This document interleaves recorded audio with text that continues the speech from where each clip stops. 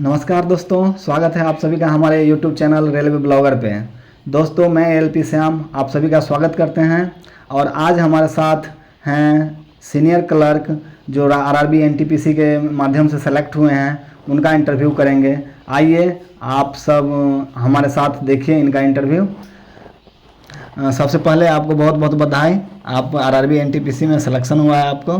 धन्यवाद। जब आपको सिलेक्शन की खबर मिली तो आपकी पहली प्रतिक्रिया क्या थी? जब खबर मिली तब सबसे पहले मैं विश्वास हो गया, बिलीव नहीं हुआ खुद पे जो मेरा रिजल्ट हुआ है। क्या पीडीएफ पे हम चेक कर रहे थे, रोल नंबर था मेरा, एडमिट कार्ड से मैचिंग कर लिए थे, फिर भी बिलीव नहीं हुआ जो हम मेरा ही है वो। फिर मैंने अपना एडमिट कार्ड और उसका रिजल्ट का पीडीएफ दोनों अपने बड़े भाई को भेजे, जो कि पोस्ट ऑफिस में पीए है मालदा में। उनको भेजे, उनसे बोले भैया मेरे संतुष्टि दी, हाँ मेरा ही है। तो फिर हमें लगा हाँ ठीक है मेरा रिजल्ट हुआ है फाइनल डीवी और मेडिकल के लिए। तो बहुत खुशी हुई जो मेरा लिस्ट में नाम था। चलिए, अभी आप किस पोस्ट पे हैं? अभी मैं आरबी एनटीपी सेलेक्टेड हुआ हूँ, सीनियर क्लर्क में पोस्ट है, सीनियर क्लर्क पोस्ट पे है। आपको क्या क्या काम करना पड़ता है? बहुत सारे आदमी का सवाल रहता है कि रेलवे में क्लर्क का काम क्या है, उनके बारे में वो जानने का कोशिश करते हैं। तो आपको रेलवे में 2 साल से काम कर रहे हैं, आपको क्या क्या काम करना पड़ता है? अभी जो मैं हमें सीनियर क्लर्क के पोस्ट पे अपॉइंटमेंट हुआ है मेरा। तो इसमें हम डिवीज़न नहीं है, मेरा पोस्टिंग हुआ है फील्ड में हुआ है, छोटा स्टेशन है। वहाँ पर जनरली काम होता है डिवीजन स्टाफ डिवीजन में, और जो जहाँ पे हम पोस्टिंग है मेरा वहाँ के जितना भी स्टाफ है उस दिनों के बीच कोऑर्डिनेशन का काम है मेरा। जो यहाँ के स्टाफ का जो भी प्रॉब्लम है वो लेके डिवीजन जाके बताना है। तो डिवीजन से कुछ मैटर आया तो हमको यहाँ सॉल्व करना है, दोनों मिला के बीच में मीडिएटर का काम करते मीडिएटर हैं। काम करना है। जी धन्यवाद। आपको कितना घंटा काम करना पड़ता है और रेस्ट कब कब मिलता है आपको? मेरा रेस्ट का कोई कोई एकदम फिक्स है, जैसे और सब स्टाफ का होता है जो उसका रेस्ट फिक्स नहीं रहता है। सप्ताह में किसी भी रेस्ट लेना पड़ता है, ड्यूटी कभी भी ड्यूटी लग सकती है, लेकिन मेरा क्लर्क में ऐसा नहीं है। क्लर्क का जब भी होता है उसका फिक्स है, संडे को ही रेस्ट मिलेगा, संडे के अलावा कोई रेस्ट नहीं मिलेगा। जी चलिए। और और टाइम उसका फिक्स है, उसका जो 8 घंटा ही करना है। ऐसा नहीं है 8 घंटा पर 10 घंटा करना, ऐसा नहीं है। वो 8 घंटा ही का है, 8 घंटा बाद में ड्यूटी ऑफ कर सकता है। वह कोई नहीं बोलेगा आपको ड्यूटी फिर से आने के लिए। बहुत सारे लोगों का सवाल रहता है कि रेलवे में सुख सुविधा बहुत मिल दिया जाता है रेलवे कर्मचारी को। आपको क्या क्या सुविधा दिया गया है रेलवे की तरफ से? रेलवे कर्मचारी तरफ एक सुविधा ये है, जो रेलवे में अपॉइंटमेंट होने के बाद मेरे पास 3 सेट पास, 1 सेट पास मिलता है और 3 सेट पीटीओ मिलता है।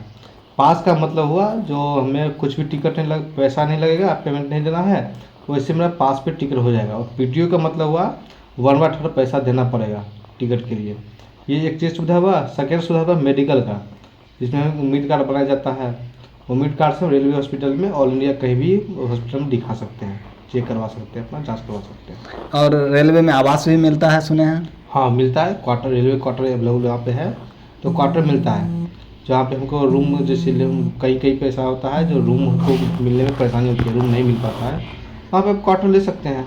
और क्वार्टर अवेलेबल है। यदि क्वार्टर नहीं है उसके बदले उसको एचआरए दिया जाता है, जो एचआरए अपना कुछ भत्ता टाइप का हो गया, जिससे आप रूम ले सकते हैं और वहाँ से रह सकते हैं। आरआरबी एनटीपीसी में आप तो सिलेक्शन हुआ है आपका, तो इसका सिलेक्शन प्रोसेस क्या है? आने वाले जो बच्चे तैयारी करना चाहते हैं उनके लिए उनको आप कैसे गाइड करेंगे, वो कैसे इसमें सिलेक्शन ले सकते हैं अपना? इसमें सीनियर क्लर्क में है और इसमें एनटीपीसी का एग्ज़ाम होता है। एनटीपीसी का फॉर्म भरने पर पहले प्री होता है जो 100 क्वेश्चन का होता है। 100 क्वेश्चन 1.5 घंटे का टाइम रहता है, 100 नंबर का। उसके बाद प्री होने के बाद उसका मेंस लिया जाता है, जिससे मेंस में 120 नंबर का एग्ज़ाम होता है। उसमें भी 1.5 घंटा ही रहता है। लेवल लगभग वही रहता है, थोड़ा बहुत तो ऊपर थोड़ा बहुत बढ़ता है, बाकी सब लेवल से रहता है। उसका प्री मेंस का जो हो जाने के बाद एनटीपीसी में भी गार्ड का भी सेलेक्ट होता है, सीनियर क्लर्क का भी सेलेक्ट होता है, स्टेशन मास्टर का भी होता है। तो उसमें वो दिखा देता है कौन किस पोस्ट के लिए सेलेक्टेड है। कि स्टेशन मास्टर के लिए है तो साइको को दिया जाता है, गार्ड के लिए है तो कोई नहीं, नॉर्मल मेंस पास किया बस हो गया। और जो जो कलर के लिए है उससे टाइपिंग दिया जाता है। तो वहाँ पे फिर वही मेंस का रिजल्ट होने के बाद जो आदमी जिस फेज में जाना चाहता है, जिस पोस्ट पे जाना चाहता है, उस पोस्ट के लिए अपना एग्ज़ाम देता है, या टाइपिंग दे या साइको दे। वही स्टेशन मास्टर के लिए साइको हो गया, साइको हो गया। टाइपिंग किन के लिए हो गया? टाइपिंग जो कलर के लिए भरे हैं, जिसको जो चाहते हैं हम सीनियर कलर बंद करें या फिर जूनियर कलर को सीनियर कलर को, उसके लिए टाइपिंग दिया जाता है। ये सीनियर क्लर्क और जूनियर क्लर्क में कितना का अंतर होता है? अंडर भाई जूनियर कलर को इंटर लेवल का हो गया और सीनियर कलर ग्रेजुएशन लेवल का हो गया। उनका उस ग्रेड हिसाब से जूनियर कलर का ग्रेड पे 1900 रहता है, अच्छा, सीनियर कलर का ग्रेड पे 2800 रहता है। यही अंतर आपको सैलरी में भी दिखता होगा हाँ जी, दोनों का? जरूर जरूर जी। सभी दिखता है। आप तैयारी जब शुरू कर रहे थे तो आपके अपना तैयारी कैसे किए और आपको मोटिवेशन कहाँ कहाँ से मिला? तैयारी करने के लिए जैसे हम तो इंटर किए 2015 में, जी। उसके बाद ही हम तैयारी करना शुरू किए थे। तो वहाँ पे समस्तीपुर में रहते थे हम पहले, तो वहीं पे कंबाइंड का कोर्स लिए थे ऑफलाइन बैच में। तो वहाँ जाके हम एक साल क्लास किए, फिर लगभग 3 साल हम वहीं पे पढ़े, ग्रुप डिस्कशन के टाइप से ग्रुप डिस्कशन किए, वहीं पे रहे। उसके बाद हम लगभग समझिए मेरे हम पढ़ाई लिखाई छोड़ के घर आ गए थे। हाँ। पढ़ाई लिखाई छोड़ के घर आ गए वाह। थे। घर आने के बाद हम सब पढ़ाई लिखाई छोड़ ही दी थी, 1 साल 1.5 साल कुछ भी नहीं पढ़े थे। अपना दुकान था पापा जी का, तो दुकान में हम काम करने लगे थे।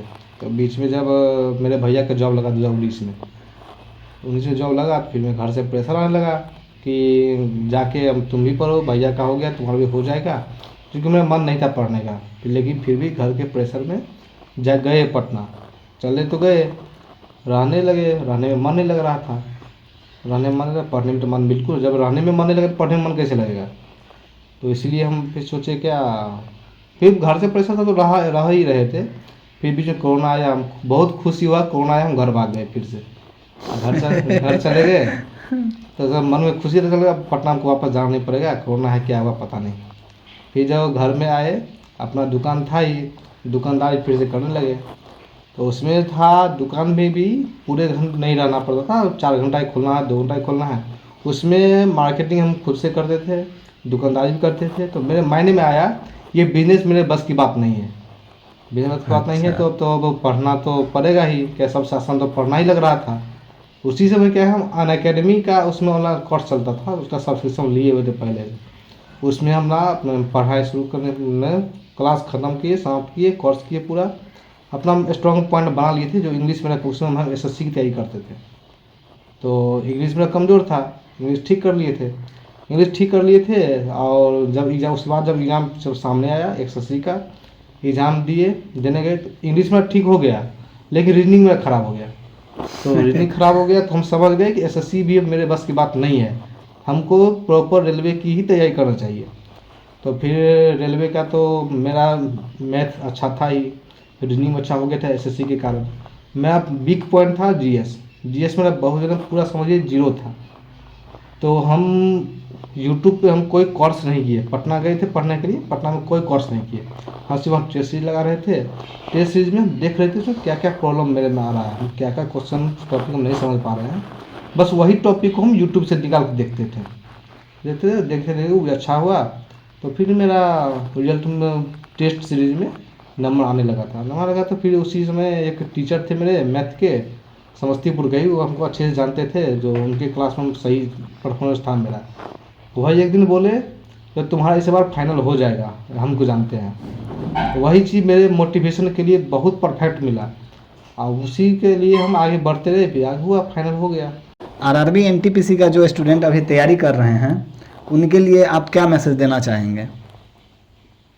उनके लिए मैसेज यही है, जो आप अच्छे से पढ़िए, मन लगा के पढ़िए।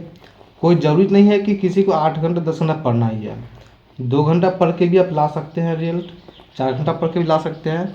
बस यही है कि मन जो भी पढ़ना ध्यान लगा के पढ़े। ऐसा नहीं जो हम पढ़ाई भी कर रहे हैं सेम टाइम में मोबाइल की चैटिंग भी कर रहे हैं, ये दोनों एक साथ में करना बहुत मुश्किल है, लगभग नामुमकिन होता है, वो नहीं हो पाता है। इसलिए आप पढ़ाई करने के टाइम मोबाइल को सबसे पहले दूर रखिए। मोबाइल सामने में रहेगा तो आप नहीं पढ़ पाइए, क्योंकि इसमें है, आप अभी के समय में है चैटिंग ज़्यादा होता है। थोड़ा सा मैसेज आया, अब मैसेज मोबाइल निकाल के देख लेंगे, इसलिए सबसे पहले मोबाइल डिस्ट्रैक्शन होता है, डिस्ट्रैक्शन हो जाता है। इसलिए मोबाइल दूर रखिए पढ़ाई करने के टाइम, फिर कंटिन्यू बन जाएगा, कोई दिक्कत नहीं है पढ़ाने में। अभी आप रेलवे में जॉब कर रहे हैं, आपको कैसा महसूस होता है? अभी लग रहा है जो अभी जैसे पहले हम घर जाते थे, पटना में रहते थे, वहाँ से घर जाते थे तो गांव में जाके हम घूम नहीं पाते थे सही से, ये जाते थे जहाँ भी, गांव का घर वाले कुछ नहीं बोलते थे, लेकिन गांव का 2-4 आदमी बोलता था तो कुछ होते कि नहीं होते, थोड़ा कुछ नहीं बोला छे तो खराब लगता था। वही जब नौकरी में आ गए हैं, अब जाते हैं थोड़ा इज्जत बनता है, ये हमको अच्छा लगता है कि गाँव वाला बोल रहा है हाँ कुछ करके ही। बहुत कुछ किया। चलिए धन्यवाद। अगली वीडियो में हम इनसे इनकी सैलरी के बारे में ज़रूर बातचीत करेंगे। तब तक के लिए धन्यवाद। आप लोग हमारे चैनल को सब्सक्राइब कीजिए और वीडियो को लाइक और शेयर ज़रूर कीजिएगा। धन्यवाद।